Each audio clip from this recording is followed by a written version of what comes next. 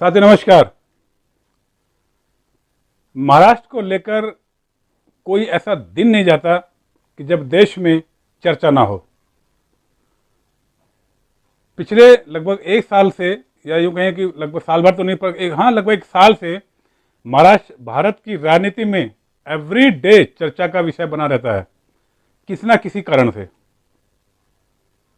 और जिस तरह से शिंदे ने भाजपा के साथ मिलकर उद्धव की सरकार गिराई, तब से तो महाराष्ट्र मिनटों घंटों सेकंडों में चर्चाओं में रहता है। महाराष्ट्र में पिछले कुछ समय से कुछ ना कुछ रेगुलर घटित हो रहा है,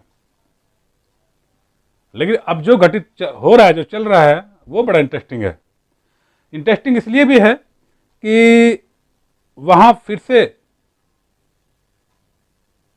सरकार को बदलने का प्लान किया गया। खबरें उड़ी कि अजीत पवार कुछ विधायकों को लेकर के भाजपा के साथ मिलकर के सरकार बना सकते हैं। अब इसको लेकर के जो आज और कल में जो परिस्थितियां वहां की बदली हैं, जो शिंदे गुट के विधायक हैं, उन्होंने साफ इनकार कर दिया है कि अगर शिंदे सरकार, भाजपा सरकार मिलकर के अजीत पवार के साथ सरकार बनाती है तो उसमें शिंदे मुख्यमंत्री नहीं होंगे, यानी कि शिंदे उसमें शामिल नहीं होंगे। अब इस बात को लेकर के चर्चा है, तो ये लोग ये भी कह रहे हैं कि इसको लेकर के भारतीय जनता पार्टी महाराष्ट्र में फिर से बैकफुट पर आ गई है। हालांकि बैकफुट पर तो महाराष्ट्र में बीजेपी पहले से ही चल रही है। दूसरी बात यह कि जिस तरह से उद्धव को महाराष्ट्र में लोगों का, यानी महाराष्ट्र की जनता का समर्थन मिल रहा है, भारतीय जनता पार्टी उसको लेकर के भी चिंतित है, क्योंकि अगले साल लोकसभा चुनाव भी हैं। अगर यही सिचुएशन या यही परिस्थिति महाराष्ट्र में बनी रही तो काफी बड़े लेवल पर ये लोग लोकसभा की सीटें वहां गंवा देंगे,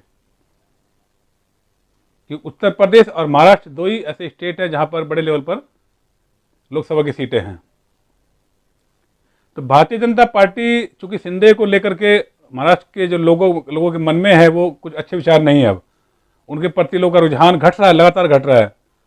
तो उनकी पॉलिटिक्स कहीं ना कहीं महाराष्ट्र में डाउन होती जा रही है, भाजपा की भी और साथ में शिंदे गुट के जो एमएलए हैं उनकी भी।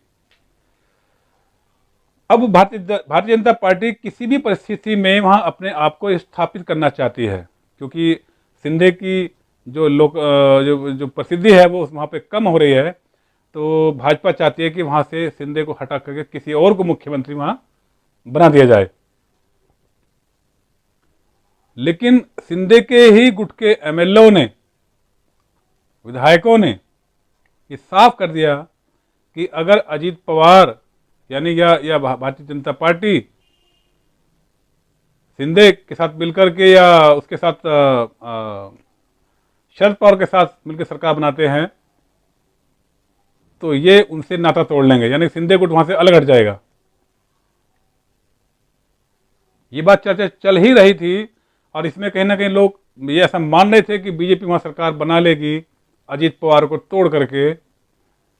लेकिन अजीत पवार ने भी मना कर दिया और शरद पवार ने भी मना कर दिया कि हम लोग अलग नहीं हैं, यानी कि हम लोग टूट करके भाजपा के साथ सरकार नहीं बना रहे हैं। एनसीपी पहले भी एक थी और आज भी एक है, क्योंकि अजीत पवार को भी मालूम है कि अगर मैं टूट के वहां गया तो अभी जो शिंदे की हालत है महाराष्ट्र में, जो भाजपा की हालत है महाराष्ट्र में, कहीं ऐसा ना हो कि इससे भी बुरी हालत मेरी हो जाए। क्योंकि वहां की जनता चाहती है कि शिवसेना यानी उद्धव ठाकरे और शरद पवार और कांग्रेस, इन तीनों ने मिलकर जो सरकार बनाई थी वो ठीक थी, वो चल रही थी, ठीक ठाक चल रही थी शिंदे के मुकाबले, शिंदे सरकार के मुकाबले। ये बात शिंदे को मालूम है कि उनकी परिस्थिति इस वक्त महाराष्ट्र में क्या है। तो शिंदे अपनी खोई प्रतिष्ठा को पाने के लिए कोशिश कर रहे हैं, लेकिन भाजपा उनको कुछ सिवाय यूज करने के कुछ नहीं कर पा रही है।